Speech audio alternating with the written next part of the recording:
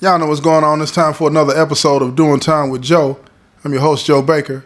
Check this out, y'all. In episode 2, I told you about how Leroy, he wanted out of the deal. He had made a deal, just a quick recap for y'all. And if you haven't listened to episode 1 and 2, you need to go back because I'm just going to give you a quick recap. You know what I'm saying? But if you want to get fully caught up, go back and listen to episode 1 and 2, Deal with the Devil. You know what I'm saying? But here's the thing. In episode 2, Leroy, he had enough. He had made enough money. You know, his plug is Jay.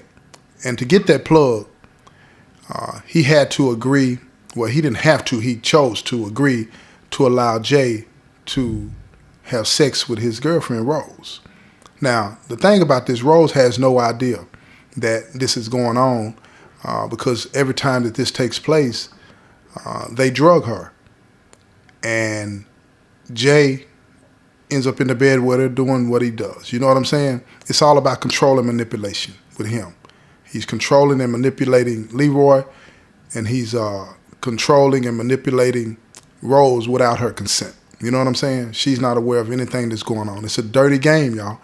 And like I said, in this series, I wanted to make sure that you understand that for those of you out there that want to be a part of this lifestyle, that you have to go to a very, very dark place to participate in this lifestyle. And sometimes it happens subtly. Sometimes it happens, you know what I'm saying, real quick. But at the end of the day, you have to become a dark person to participate in this game. And that's why I say you shouldn't do it. But here we go, y'all. Jay is telling Leroy that you can do what you do. You can go your way. You know what I'm saying? But at the end of the day, I got these picks. And with these picks, I'm still going to be able to control the situation. So you're still going to do what I want you to do, whether you buy your drugs from me or not. And that's where we're at, y'all. And I'm going to pick up on that, you know what I'm saying, with this episode. So sit back, y'all, and relax and enjoy the show.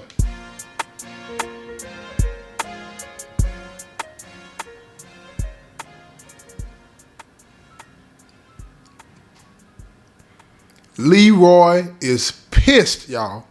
He's pissed because he's put himself and his girlfriend that he loves in a position to be used and abused by Jay. Jay is not that much older than Leroy, but he's been in the streets a lot longer. His whole motivation for selling drugs is to control and do nasty, dirty things to people because he likes that control. He likes that power. It gives him his self-worth. It makes him feel like he's somebody, and it makes him feel alive. And that's what a lot of people do in the game. The game gives them purpose. It makes them feel alive. And that's what's going on with Jay.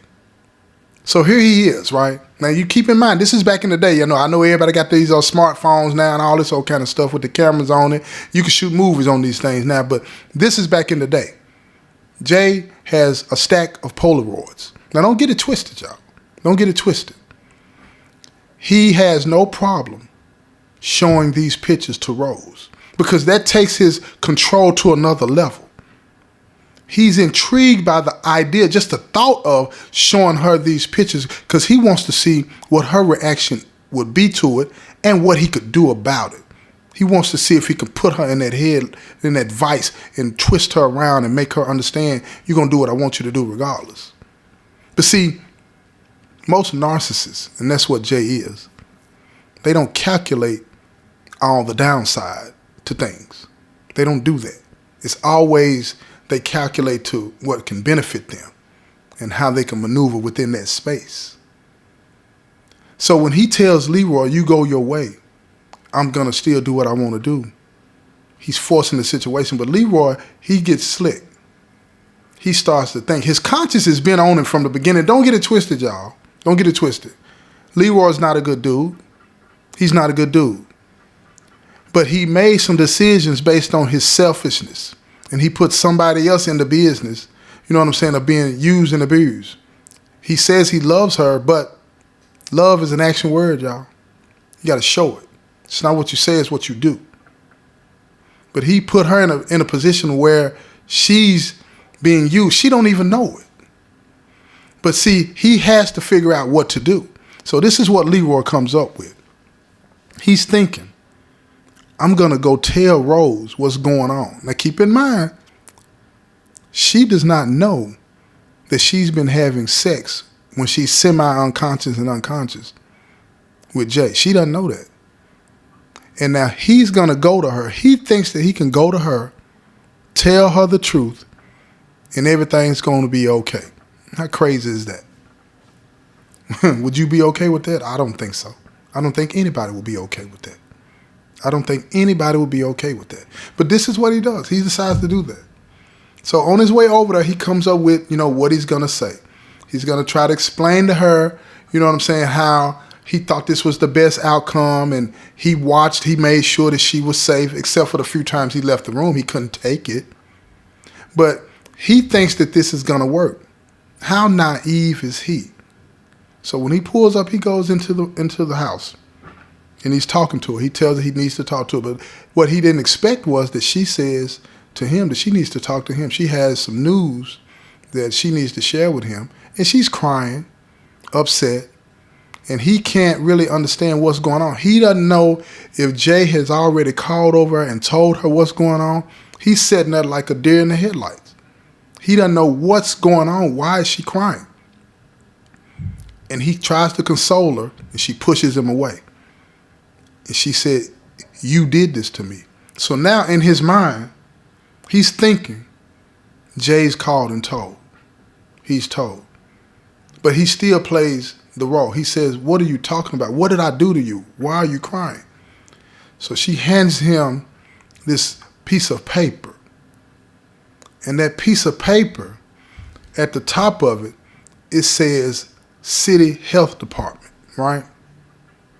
The health department, right? When I was growing up, we had health departments. It's like, you didn't go to like what y'all have today out there. You got these clinics, you can go to CVS and all this. Now, you had those, but they were more for like pharmacy stuff. You go there, you buy your pills, medication, or whatever the case may be, and you keep it moving, right? You know what I'm saying? It's like a drugstore. Now you can go to these places and you get blood pressure checked, check you out for cold, get shots, vaccine shots, all this old kind of stuff. Back in the day, you had to go to the health department. A lot of y'all young ones, y'all ain't gonna remember that. So how and why did she end up at the health department? She started feeling pains in her abdomen, right? She started feeling pain down there, right? She wasn't feeling too good. So what she did was, instead of going to the hospital, she went to the health department because that's free. When she went to the health department, they ran some tests, and the results were back. And she got them sent to her in the mail, and they asked her to come down to talk to them about it. Now, Rose is a faithful girl. She doesn't get around. She doesn't do any of that kind of stuff. You know what I'm saying? She's not like that. But what she finds out from the health department is that she has a disease. She's been infected. Now, I'm going to say luckily for her, it wasn't HIV, and it wasn't herpes. It was a venereal disease. She had gonorrhea. But in her mind, she's like, how? How did I get this? She has only been, to her knowledge, with Leroy. The only person she's been with. The only person. So in her mind, he's cheating. She's upset. She's angry. She's angry with him because she believes that he stepped out on her. So she, again, like I say, hands him this paper. He looks at it, and it says that she's positive for gonorrhea. His mind is racing. On the one hand, he's relieved that Jay hadn't called. On the other hand, he's like, what do I do? What do I do? I have to tell her. I have to tell her. So he sits there and he puts his head down like a coward does. And he's trying to figure out what to say. And he starts to cry, and he's genuine about it. He starts to cry. And he falls to his knees and he said, "Please forgive me. Please forgive me." And the loving person that she She takes his head, his face into her hands, and she said, "What did you do? Be honest with me. What did you do?" Because she loves him. And this is the private moment between a couple in their house, in their bedroom. It's a private moment. Nobody else knows what's going on. And he says, I have something to tell you. I have something to tell you. And she says, "What is it? And tell me the truth." So he gets up off his knees and he sits down in the chair in front of her. And he says that, "I've made a terrible decision. I've been selling drugs to help put you through college." And she looks at him puzzled because she didn't need him to do that. Yeah, she appreciated the extra money that he had been giving her and all this.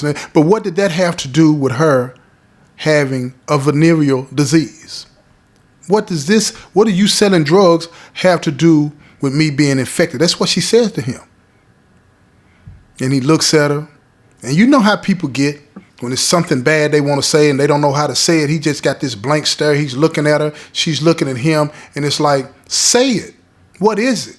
Now she's getting frustrated because she cannot imagine what does him selling drugs have to do with her having a venereal disease. She can't figure this out. And he says, "Do you know my friend Jay? You remember him?" And she said, "Yes." He says, "He's my supplier." And she said, "He's your supplier for the drugs?" And he's like, "Yeah." "What does that have to do with me having VD?" That's what she says to him. And he said, in order for me to get the drugs from him, he wanted me to allow him to have sex with you. Now listen to me. She leaned back, straightened her whole body up, and stood up. And she just looked at him. He's sitting down. She looked down at him. And he just sits there with his head down like a real coward. And she said, "What do you mean? I've never had sex with anybody but you. Never. What are you talking about?" She's totally lost here, y'all. And she said, "What are you not telling me?" Now she's hysterical now. She's hysterical. She's going off and yelling, "What are you not telling me?" So he says, every time that he's been over here to have sex with you, we drugged you. We put something in your drink.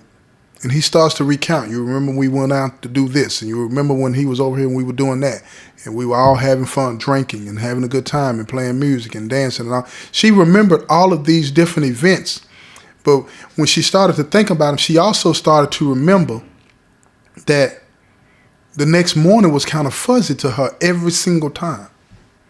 But she also remembered every time that she woke up in the bed, she was with Leroy, not Jay. She said, "I don't ever remember him being over here and having sex with him. None of that." And he said, "Because of the drugs." See, back in the day, it wasn't no roofies and all of that kind of stuff what they got right now. It was Quaalude, y'all. It was Quaalude. That's what they put in people's drinks back in. You know, you hear stories about people putting eye drops in the drinks and all this and that, but they were putting Quaaludes in the drink, y'all.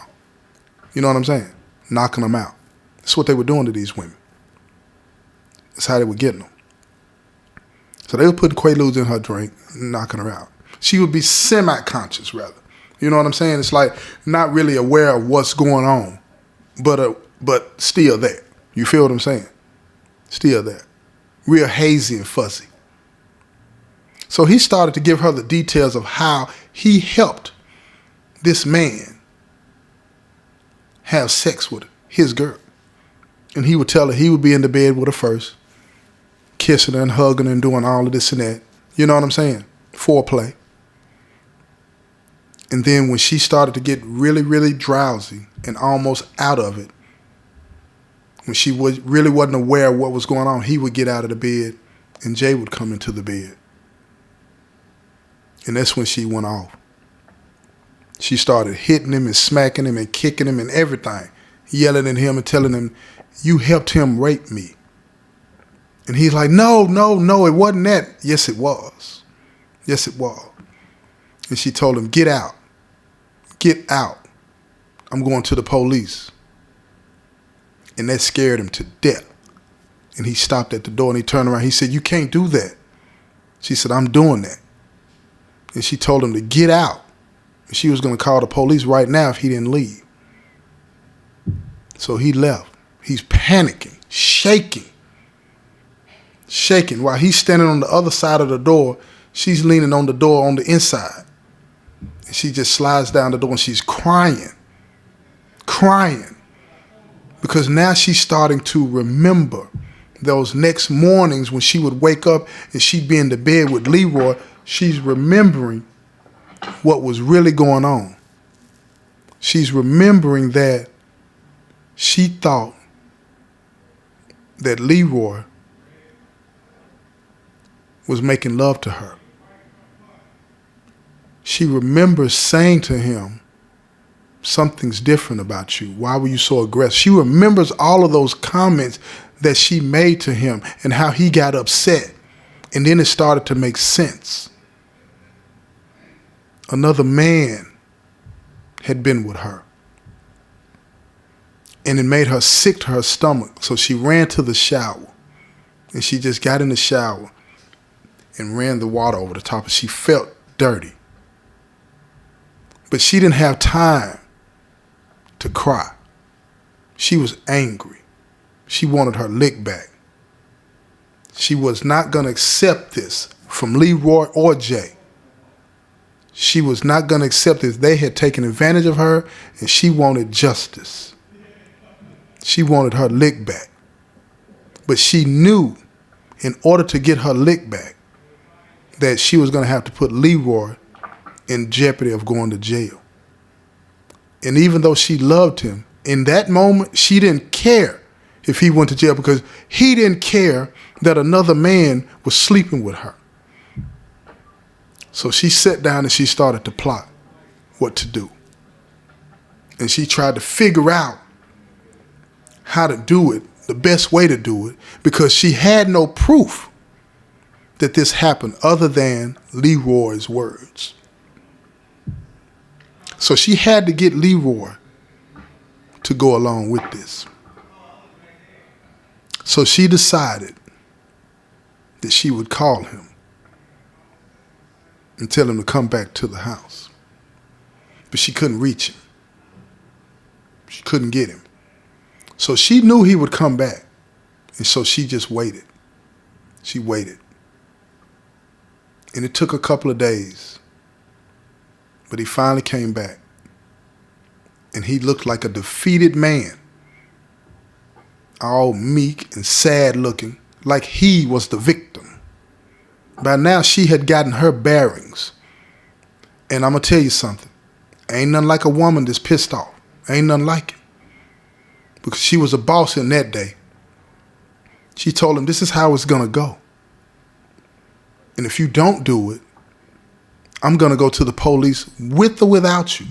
No evidence whatsoever. And I'm going to tell them what you did. I'm going to tell them what you allowed Jay to do to me. And whatever happens, happens." She said, "But I want you to help me get him." And she said, "You're going to have to deal with whatever they do with you. But you have to help me. What you did to me was wrong. And now I have a disease for it." You know? So Leroy sat there for a few minutes. He's like, "I can't do it. I can't do it." She said, "You're going to do it." Then she slapped him like a boss. And she tells him, "You're going to do it." Now keep in mind, he's been selling drugs for a long time now. Got plenty of money. He can go get a lawyer. He don't have to say nothing. But his heart is still with Rose. And he wants to help her, but he don't want to go to jail. But here, look, check this out, y'all. This is the thing about doing wrong. We realize that we're doing wrong. And then sometimes, when it comes down to it where we have to do the right thing, we want to do the right thing as long as it don't cost us anything. See, that's being selfish, right? We don't want to pay that pound of flesh. We just want to say, I'm sorry, keep moving, and then don't have to put in no work to try to rectify it. It's not fair to the victim.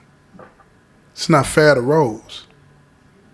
So he kept thinking about it, and he decided that he would help her as best he could. So he asked her, what is it that you want me to do? And she said, didn't you tell me that he took pictures of me? Now, in that conversation, he broke everything down and told her why he was on his way over there. He told her that, he had told Jay that he didn't want to do business with him anymore. And Jay told him it didn't matter because I got pictures and she's going to do what I wanted to do with or without you. You feel what I'm saying? Because I got these pictures. So she said, I want those pictures. And he said, I don't even know where the picture's at. I don't even know how I'm going to get them. She said, you figure it out. You figured out everything else. Figure out how to get those pictures.